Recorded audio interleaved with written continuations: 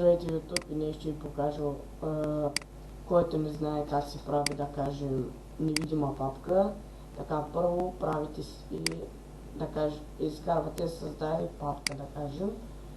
И няма нужда, ако искате име да си пишете, ама без име е по-хубаво, защото някой, ако имате нещо тайно да криете, няма да могат да го намерят. Така, дадете десен бутон върху това папката, натискате свойства и после на персонализиране, смяна на икона. Цъкте, тук виждате 1000 иконки има. Така, цъкате например на това. Приложи, окей. И виждате, папката е няма. Но само дето името май не може да се махне. Да, виждате, че е невидима и само пише нова папка.